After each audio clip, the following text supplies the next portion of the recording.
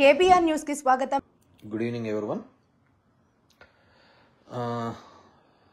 వైకుంఠ ఏకాదశి శుభాకాంక్షలు and advance Sankranti శుభాకాంక్షలు. కొత్తగా ఎంటర్ అయిన నూతన సంవత్సర శుభాకాంక్షలు అందరికీ. ముఖ్యంగా ఈ వీడియో పెట్టడానికి చాలా రోజులు అవుతుంది, ఒక 3 months పైకి అవుతుంది. బేసిక్గా మీ అందరికీ తెలిసినదే, నా ఒపీనియన్స్ సోషల్ మీడియా ప్లాట్ఫామ్ ద్వారా దీంట్ల ద్వారా చెప్పుకోవడం నాకు అలవాటు. సో ఈరోజు ఈ వీడియో యొక్క ఉద్దేశం కూడా మీకు తెలిసినది. తిరుమల తిరుపతిలో జరిగిన తొక్కిసలాటకు సంబంధించి how TTD board and how government failed in this issue, ఎందుకు అడ్రస్ చేయలేకపోయినాయి, ఎందుకు చెప్పలేకపోయినాయని టీవీలలో వివిధ కథనాలలో వివిధ పరంగా మనము చూడడం జరిగింది. అన్నిటికంటే ముఖ్యమైనదంటే నాకు తెలిసి ప్రపంచవ్యాప్తంగా కూడా ఒక పుణ్యక్షేత్రాలలో అంత పర్ఫెక్ట్గా అంత క్రౌడ్ వచ్చినా మేనేజ్ చేసే కెపాసిటీ ఏదైనా ఉంది అంటే అది తిరుమల తిరుపతి దేవస్థానమే. అది వచ్చే జనంని కంట్రోల్ చేయడంలో కానీ, భక్తుల్ని కంట్రోల్ చేయడంలో కావచ్చు, పరిశుభ్రంగా ఉంచడంలో కూడా. మీరు ఎన్నో చోట్ల వెళ్ళింటారు, ఎన్నో గుళ్ళ దగ్గరికి వెళ్ళింటారు, ఇంత పరిశుభ్రంగా ఎక్కడే కానీ ఏ గుళ్ళలో కూడా ఉండదన్నమాట. ఒక తిరుమల తిరుపతి దేవస్థానంలోనే మనకు ఆ క్లీన్లీనెస్ కనపడుతూ ఉంటుంది, ఆ విధమైన మెయింటెనెన్స్ కూడా ఉంటుంది. సరే, మొన్నటి వరకు అది ఒక పుణ్యక్షేత్రము, ఈ రోజుకి ఒక మంచి పుణ్యక్షేత్రము. కానీ అన్ఫార్చునేట్గా దాన్ని రాజకీయాలకు కూడా గత 2-3 నెలలుగా ముందడ లడ్డు వ్యవహారంలో రాజకీయాలని కూడా దానికి తిప్పడం జరిగింది, ముడిపెట్టడం జరిగింది. నేను అప్పుడు కూడా మాట్లాడడం జరిగింది. సో వాటి మీద ప్రూవ్ చేయమంటే తర్వాత సుప్రీంకోర్టు వరకు వెళ్ళి, సుప్రీంకోర్టు ఒక సిబిఐతో కూడిన ఇన్వెస్టిగేషను, దాంట్లో ఇక్కడున్న ఆఫీసర్స్ని వేసినారు. The investigation is going on. అన్నిటికంటే ఏంటంటే కపుల్ ఆఫ్ పాయింట్స్ మనం అందరం చేసుకోవాల్సింది.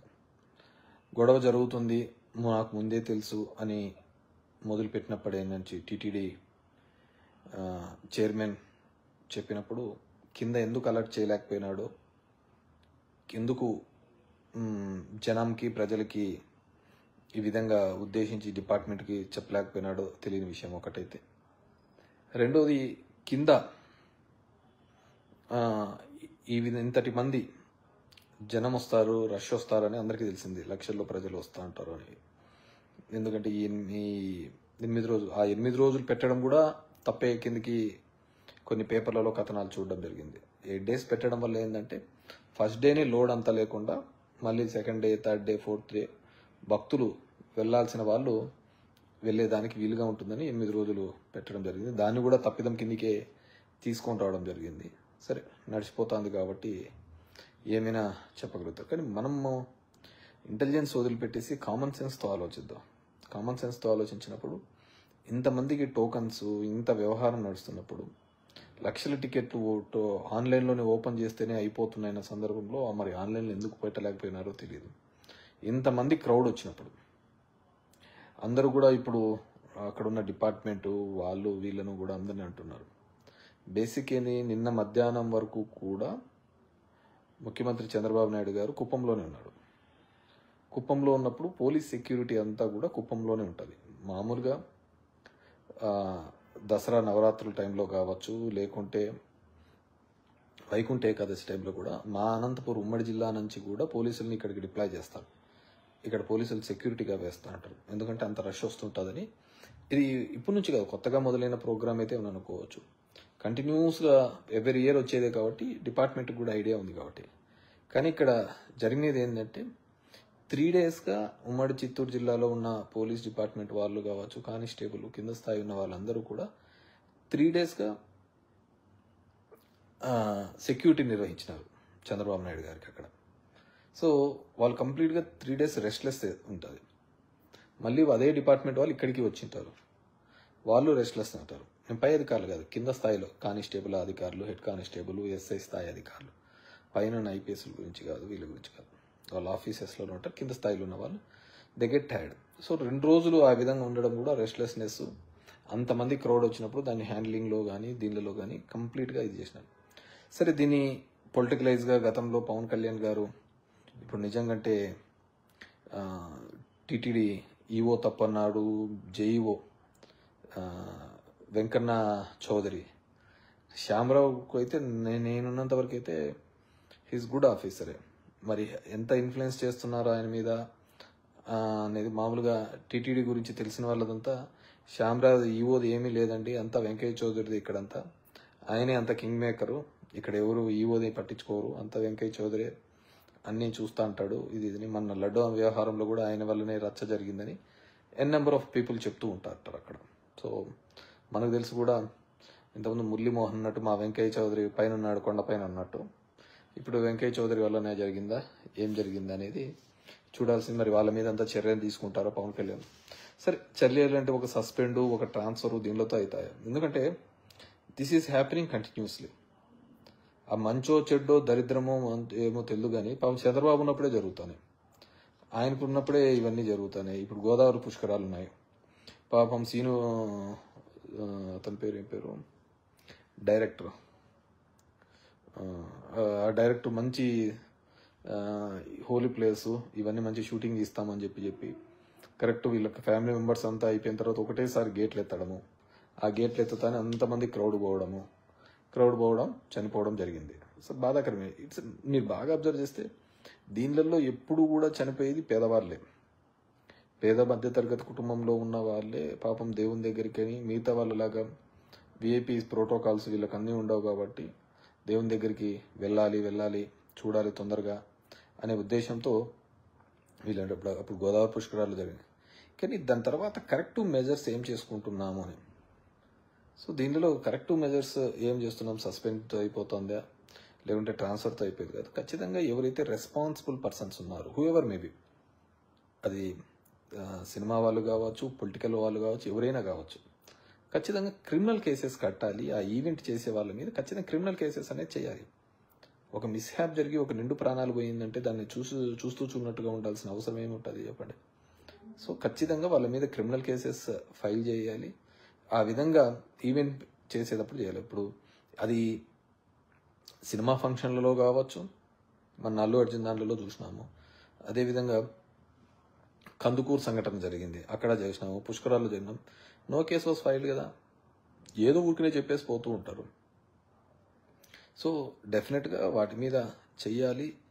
మరి భవిష్యత్తులో ఏ పేదవాడు కూడా దేవుని దర్శనానికి వెళ్ళి, ఎంతకంటే దరిద్రం ఏమిటది, దేవుని దర్శనానికి వెళ్ళిన వాడిని దేవుని దగ్గరికి పంపించిన భాగ్యం కలిగిస్తా అంటే అంతకంటే దరిద్రం ఏమైనా ఉంటుందా?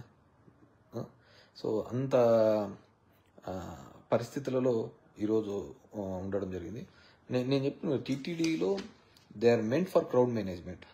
క్రౌడ్ ఆ విధంగా ఏ విధంగా చేయాలని టీటీడీకి తెలిసిన విధంగా ఎవరికి తెలిసింటది కూడా మిగతా గుళ్ళలో. ఎందుకంటే వాళ్ళు ప్రతిరోజు వేల సంఖ్యలో చూస్తుంటారు. ఇలాంటి దానిలో సంవత్సరాల్లో లక్షల మందిని చూస్తూ ఉంటారు. అదేవిధంగా దీన్ని పొలిటికలైజ్ రాజకీయంగా తిరుమల తిరుపతిని మన 3 నెలల కిందట రాజకీయంగా దీన్ని అందరినీ తీసుకొని రావడం జరిగింది. అదే సగం దరిద్రము. వెంకన్న దగ్గరికి దేవునితో రాజకీయాలు పెట్టుకొని ఆడడం అంత దరిద్రం ఇంకోటి ఏమీ ఉండదు. అదేవిధంగా మీరు ఈ ప్రవచనాలు చెప్పేవాళ్ళు కూడా, చాగంటి వాళ్ళు కావచ్చు, మిగతా వాళ్ళు కావచ్చు, ఒక సిస్టమ్కి ఆ రోజు పోకపోతే ఇంక ఏదో మొత్తం అంతా నాశనం అయిపోతాము, మనమంతా ఇంక బతికి కూడా వేస్ట్ అనే విధంగా చేయడంతోనే భక్తులు ఆ నమ్మకంతో ఎక్కువగా జనం దగ్గరికి పోతున్నారు. గుళ్ళకి అదే రోజే వెళ్ళాలని. ఇప్పుడు పుష్కరాలు జరిగింది, ఆ రోజు ఏంది, ఆ రోజు పోతేనే, నా పుష్కరాల్లో జరిగితేనే మనకు ఇంకంతా ఎక్కడ లేని పాపాలన్నీ పోతాయి, ఎక్కడ లేని పుణ్యాలన్నీ వస్తాయి అని చెప్పేసి ఆ రోజు వెళ్ళడంతోనే ఆ రోజు ఆ విధి జరిగింది. ఇప్పుడు కుంభమేళా జరుగుతుంది. కుంభమేళలో దగ్గర 40 కోట్ల మంది వస్తారని చెప్పేసి, మన దాంట్లోనే అంతో ఎంతో క్లీన్లీనెస్ కానీ సెక్యూరిటీ కానీ మెయింటైన్ చేసేది ఏంటంటే మన దాంట్లోనే. ఇక్కడే ఇబ్బంది ఉంటే ఇంక అక్కడ అసలు వాళ్ళు మెయింటైన్ కూడా చేయలేరు. కానీ ఏం చేస్తాం, మనం అందరం వేల మంది పోతూ ఉంటాం, ట్రైన్స్ పోతూ ఉంటాము. మనకందరికీ ఒక మైండ్లోకి ఎక్కిస్తారు. ఏమని ఎక్కిస్తారు, ఆ రోజు మీరు పోయినారా పోయినట్టు, లేదా లేనట్టు. మీరంతా నాశనం అయిపోతారు అనే పద్ధతిలో చెప్తూ ఉంటారు ప్రవచనాల్లో కూడా. అది చాలా తప్పు. డెఫినెట్గా వెళ్ళాలి. వెళ్ళినప్పుడు ఎప్పుడు క్రౌడ్ తగ్గుతుంది, ఎప్పుడు వెళ్తుంది అనేది అందరూ ఫస్ట్ డేనే వెళ్ళాలని ఏం లేదు. ఎప్పుడు వెళ్తుందో ఆ రోజు వెళ్తే చాలా బెటర్ అనేది నా అభిప్రాయం. సో ఎందుకంటే గతంలో జరిగిన సందర్భాలన్నీ మనం చూసినాం కాబట్టి, ఆ టెంపుల్స్కి వెళ్ళినప్పుడు కావచ్చు, అదే రోజు వెళ్ళాలనుకునే తాపత్రంతో మనం అందరం ఎక్స్పెక్ట్ చేస్తాం లక్షల మంది వస్తూ ఉంటారు. ఇప్పుడు కుంభమేళకు 40 కోట్ల మంది వస్తారని ఒక ఎస్టిమేషన్. సో మనం డే 1 వెళ్ళాలి అనుకుంటే ఆ రోజు ఖచ్చితంగా ఇబ్బంది పెడుతుంటారు. మళ్ళీ లాస్ట్ చివరిలో అనుకో మేళ అంతా అయిపోతుంది కాబట్టి ఇంకప్పుడు విపరీతం అంటారు. సో ఎప్పుడో వెళ్ళండి, చేయండి. And I request AP government to make an act. ఒక చట్టం తీసుకొని రండి. ఇలాంటి భవిష్యత్తులో మరిన్ని జరగకోకుండా ఆగాలి అంటే ఒక బలమైన చట్టం, ఒక భయం పుట్టించే చట్టం. ప్రజల యొక్క ఆరోగ్యాన్ని, అదేవిధంగా వారి యొక్క ప్రాణాలని నిలబెట్టలేనంత ప్రభుత్వాలు ఉండి కదా. సో ప్రభుత్వం ఉన్న తర్వాత ప్రజల యొక్క మానవ ప్రాణాలు కాపాడాల్సిన బాధ్యత, వాళ్ళకు ఒక నమ్మకం కల్పించాల్సిన బాధ్యత ప్రభుత్వాలది. సో ఆ ప్రభుత్వాలది ఆ నమ్మకం కలిగించాలి అంటే డెఫినెట్గా ఒక మంచి చట్టాలు తీసుకొని రావాలి. ఇలాంటి సందర్భంలో ఏ విధంగా క్రౌడ్ మేనేజ్మెంట్ చేయాలి అని. అదేవిధంగా తిరుమల తిరుపతి సంబంధించి నేను రాజకీయాల గురించి పెద్దగా చెప్పదలుచుకోలేదు, కానీ ఎవరైతే దీంట్లో ఈ ల్యాప్సెస్లలో ఉన్నాయో వాళ్ళలో దీంట్లో ఏ విధంగా వారి మీద చర్యలు తీసుకోండి, క్రిమినల్ చర్యలు తీసుకోండి. దయచేసి క్రిమినల్ యాక్షన్స్ తీసుకుంటేనే భవిష్యత్తులో అందరికీ కానీ ఒక భయం అనేది ఉంటుంది. అది ఏ ఈవెంట్ చేసినా, అది సినిమా ఈవెంట్ చేసినా, పొలిటికల్ ర్యాలీ ఈవెంట్ చేసినా, లేకుంటే టెంపుల్స్ దగ్గర మెయింటెనెన్స్ తగ్గిపోయినా ఖచ్చితంగా ఓన్లీ అదేదో శాఖాపరమైన చర్యలు కాకుండా డెఫినెట్గా వాళ్ళ మీద క్రిమినల్ యాక్షన్స్ తీసుకోవాలని చెప్పేసి కోరుకుంటున్నాను. ఓం నమో వెంకటేశాయ, ఓం నమో శివాయ, and a happy Sankrant to everyone. Thank you very much.